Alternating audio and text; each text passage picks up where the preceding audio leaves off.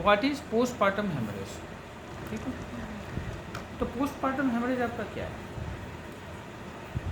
Postpartum का मतलब क्या है? मतलब पोस्टपार्टम पीरियड, पोस्टपार्टम मतलब हुआ कि आफ्टर डिलीवरी जो भी चेंजेस हो, तो उसमें 3 चीज़ हमको जानना है। पहला है कि what is puerperium, how do you manage puerperium, puerperium period, puerperium pyrexia. Puerperium pyrexia क्या है? प्यूपेरियम पायरेक्सिया है कि आपका pyrexia means what is the literal meaning of pyrexia? Increase body temperature की कंडीशन को हम पायरेक्सिया बोलते हैं। बॉडी टेम्परेचर, हाँ, बॉडी टेम्परेचर अगर आपका बढ़ जाता है, जैसे बुखार को आप समझ लीजिए कि पायरेक्सिया बोलते हैं। ठीक है, इंक्रीज बॉडी टेम्परेचर। तो अगर प्यूपेरियम पीरियड में, प्यूपेरियम पीरियड कब है कि पोस्टपार्टम के बाद, डिलीवरी के बाद 6 वीक के पीरियड को हम लोग प्यूपेरियम पीरियड बोलते हैं। इस पीरियड में अगर किसी को फीवर आता है तो वैसे कंडीशन को हम लोग बोलते हैं puerperium pyrexia. Why it is important? क्योंकि आफ्टर डिलीवरी बॉडी का इम्यूनिटी क्या रहता है? कम रहता है। ठीक है, तो बॉडी का इम्यूनिटी कम है तो इन्फेक्शन होने के चांसेस ज़्यादा है।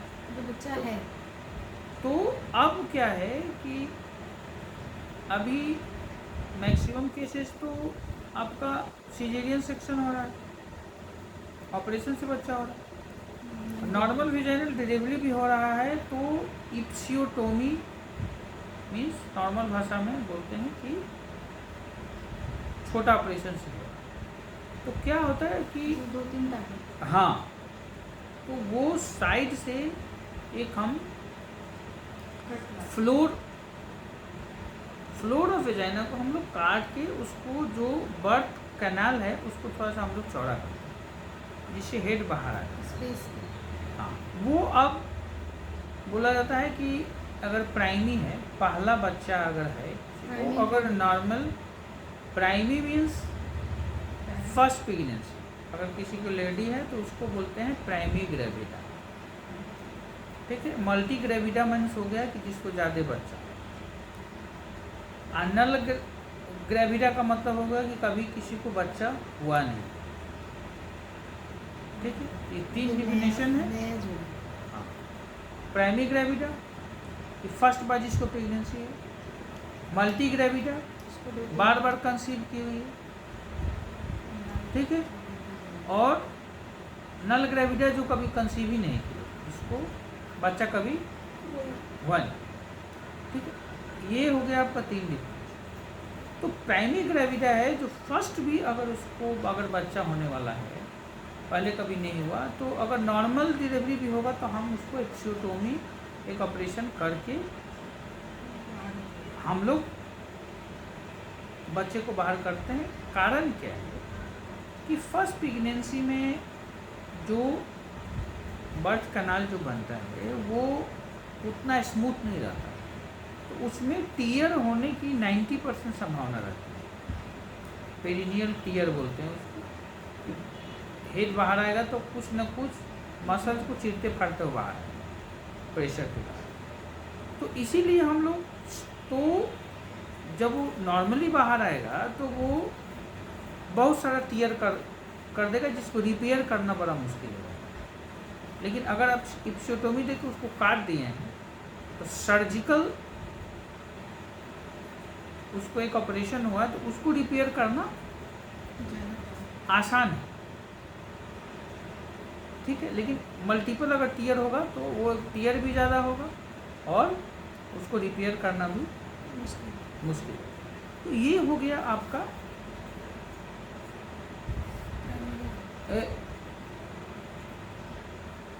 नॉर्मल जो डिलीवरी आप कैसे कराएंगे। ठीक है, और इप्सियोटोमी का क्या इंडिकेशन। अब इप्सियोटोमी क्या है कि एक तरीका का आप बर्थ कैनाल को चौड़ा कर रहे हैं, जिसके कारण स्मूथली प्रेगनेंसी हो, बच्चा बाहर। अच्छा, दूसरा चीज़ है कि what is postpartum bleeding.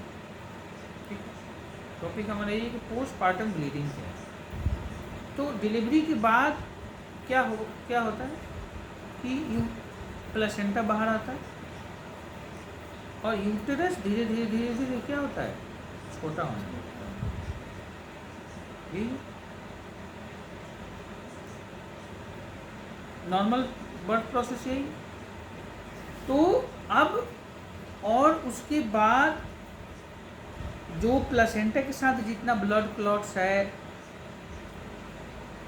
Vaginal fluid है, यूट्राइन फ्लूइड है, वो बाहर आ जाता है।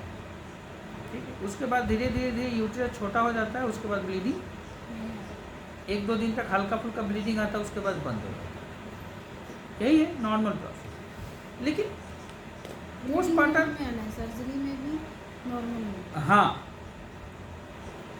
अब क्या है कि पोस्टपार्टम ब्लीडिंग का मतलब कि बच्चा हुआ लेकिन ब्लीडिंग हो जाता है, ब्लीडिंग रुका नहीं, कम हो रहा है, ज़्यादा हो रहा है, बहुत ज़्यादा हो रहा है, लेकिन ब्लीडिंग हो रहा है। इसी को बोलते हैं पोस्टपार्टम ब्लीडिंग। तो इसमें बहुत ज़्यादा रिपोर्ट किया गया है कि मदर का डेथ हो जाता है। ठीक है, कि ब्लड बहेगा तो शरीर का खून अगर बह रहा है तो हाइपोटेंशन, बीपी कमेगा। हाइपोटेंशन मीन्स बीपी कम है। तो अगर हाइपोटेंशन होगा, बीपी कमेगा, तो उसमें हो जाता है पेशेंट हाइपोटोनिक शॉक में चला जाता है पेशेंट। अब उसका धीरे धीरे हार्ट, लीवर, किडनी, ब्रेन, ये सब काम करना धीरे धीरे कम। इसको बोलते हैं हाइपोवोलूमिक शॉक। मीन्स कि ब्लड का वॉल्यूम कम गया, बीपी कम गया, जिसके कारण पेशेंट शॉक में चला गया। हाँ, उसके बाद पेशेंट चला जाता है कोमा में, उसके बाद उसकी डेथ हो जाती है। तो ये ऐसा कारण है जिसको बचाया जा सकता है। ठीक है, तो पहले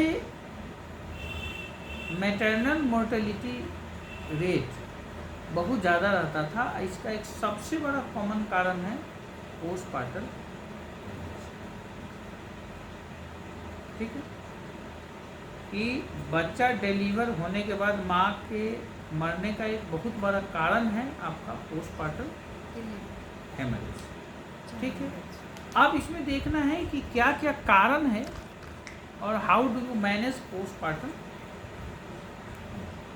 तो कारण एक तो है सबसे इम्पोर्टेंट कारण कि आप बच्चा डिलीवर आपने किया। अब इसमें 2 भागों में आप देख करके समझ सकते हैं। पहला कि सिजेरियन सेक्शन अगर होता है तो पोस्टपार्टम होगा, तो क्या क्या कारण है।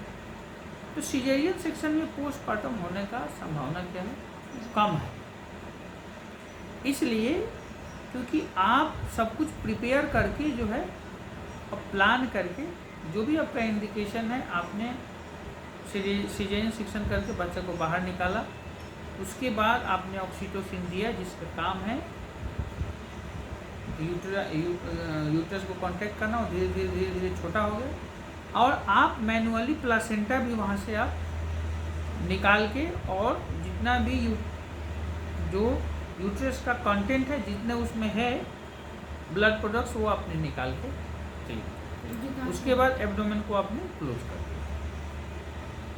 तो इसमें संभावना नॉर्मल वेजाइनल डिलीवरी से कम।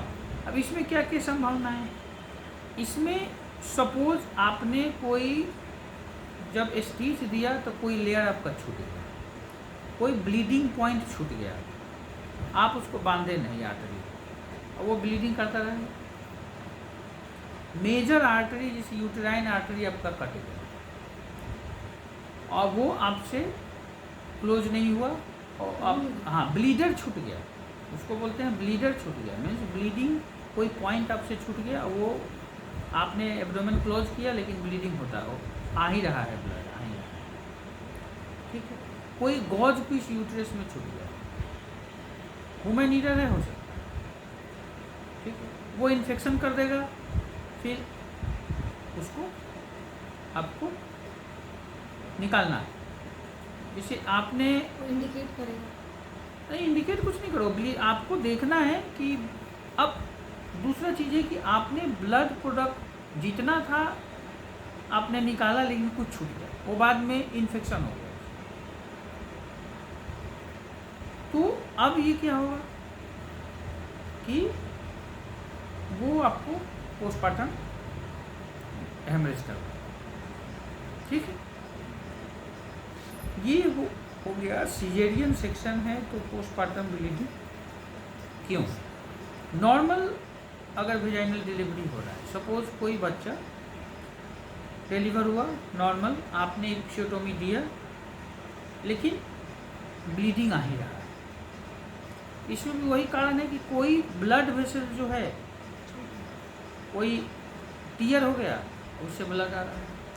दूसरा चीज़ एक कंडीशन है, उसको बोलते हैं यूटेराइन इनर्शिया। क्या बोलते हैं? Uterine inertia. उसका मतलब है, इनर्शिया माने होता है स्थिर,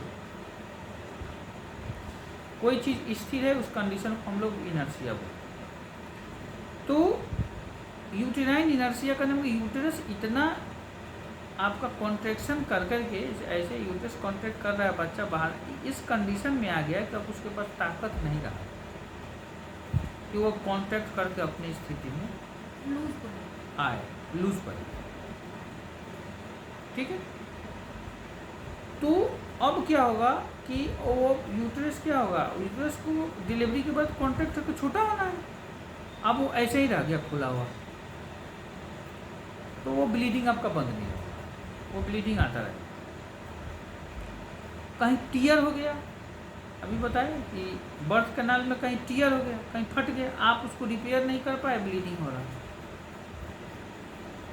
प्लेसेंटा टीयर कर गया, आप जैसे हेड बाहर निकाले, शोल्डर फटा हुआ है, कहीं टीयर हो गया, प्लेसेंटा में टीयर हो गया, आपका यूट्रस के लोअर पार्ट में टीयर हो गया, रैप्चर ऑफ यूट्रस हो गया। जैसे आप उसको क्यूरेट कर रहे हैं, उस समय टीयर हो गया, उस समय से ब्लीडिंग आ रहा है। ये सब कारण है पोस्टमार्टम हेमरेज, ठीक है। अब मैनेज कैसे? फर्स्ट आपको ब्लीडर ढूंढना है। ब्लीडर मीन्स कहाँ से ब्लड आ रहा है। तो ये जब आपको पता चलेगा कि कहाँ से ब्लड आ रहा है, तो उस ब्लीडर को आपको क्या करना होगा? बंद करना। हाँ, अब सपोज यूटेराइन इनर्शिया है, तो उसमें आपको मैनेज पैकिंग देना पड़ेगा, यूट्रस को रेस्ट देना पड़ेगा, आपको ऑक्सीटोसिन इंजेक्शन देना पड़ेगा फिर कॉन्ट्रैक्शन स्टार्ट करने के लिए। उसके बाद ब्लीडिंग हो रहा है, तो अब एक तो ब्लीडर है जहाँ ढूंढ के वहाँ आपने बंद किया या ढूंढ रहे हैं। दूसरा चीज़ है कि ब्लीडिंग आ ही रहा है, तो उसको कैसे मैनेज करें। पहला चीज़ है कि आप पैकिंग करें। तो पैकिंग करने से जहाँ ब्लीडिंग, यूटेराइन कैविटी में जहाँ ब्लीडिंग है, वो कंप्रेशन से क्या होगा, पैकिंग करने से प्रेशर पड़ेगा, प्रेशर पड़ने से ब्लीडिंग कम हो जाएगा धीरे धीरे पड़ेगा तो ज़्यादा नहीं, यहाँ अगर ब्लीडर है, यहाँ पे आप इसको पैकिंग गौज पीस से यहाँ जाकर बंद दबाइएगा तो क्या होगा? बंद हो। दूसरा चीज़, पैकिंग हम यूट्रस में देते हैं और उसको निकालते हैं, तो इससे भी ये भी पता हमारा चलेगा कि ब्लीडिंग हमारा कंटिन्यू हो रहा है, कितना हो रहा है, पहले से कम है, ज़्यादा है, क्योंकि हाँ उसका फ्रीक्वेंसी आपको पता चलेगा, कितना अमाउंट हमारा ब्लड लॉस हो रहा है उससे आपको पता चलेगा। तो वो आपको हेमरेज कितना स्ट्रेंथ में है उसको जानने में आपको क्या मिलेगा? हेल्प, ठीक है। तो ये हो गया आपका कि ब्रीडर ढूंढना है, उसको ब्रीदर पॉइंट को क्लोज करना है, ठीक है। अब जनरल मैनेजमेंट क्या है? जनरल मैनेजमेंट है कि पहले तो मरीज का बीपी नहीं कम है उसका ध्यान रखना है, तो पहले आप नॉर्मल सलाइन उसको देना है, ठीक है, कि मरीज जो है आपको हाइपोटेंशन में ना जाए, बीपी नहीं कम है, शॉक में ना जाए, तो कंटिन्यू आपको आईवी फ्लूइड देना है। उसके बाद एक ब्लड प्रोडक्ट का सब्स्टिट्यूट आता है, उसको बोलते हैं हिमैक्सिल। तो हिमैक्सिल देना है जो ब्लड लॉस को आपको रिप्लेस करे, उसकी जगह आपको देना है। सबसे बेस्ट है कि बोला जाता है कि ब्लड लॉस अगर है तो उसको रिप्लेस आप ब्लड से ही करना है, ठीक है। तो दूसरा चीज़ हो गया आईवी फ्लूइड दीजिए। स्पेसिफिक जो आपका जहाँ फेलियर है उसको आपको ब्लीडर को करना है, टीयर है उसको आपको रिपेयर करना है, आईवी फ्लूइड देना है। इन्फेक्शन आपको लग रहा है तो आप आईवी एंटीबायोटिक दीजिएगा। दूसरा चीज़ है कि आपको यूटेराइन पैकिंग करना है, ठीक है। इससे प्रेशर से आपका धीरे धीरे क्या होगा, ब्लीडिंग पॉइंट रुक जाएगा, ठीक है।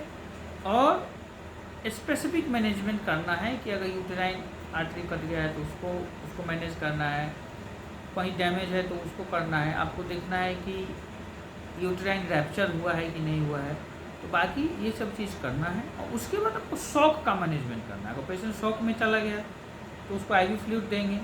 उसके बाद बीपी बढ़ाने वाली दवा मैनिटोल ये इंजेक्शन डोपामिन देते हैं, डोबूटामिन देते हैं, ठीक है। उसके बाद हम ब्लड देते हैं, ठीक है। ऐसे करके पेशेंट को मैनेज करना होता है।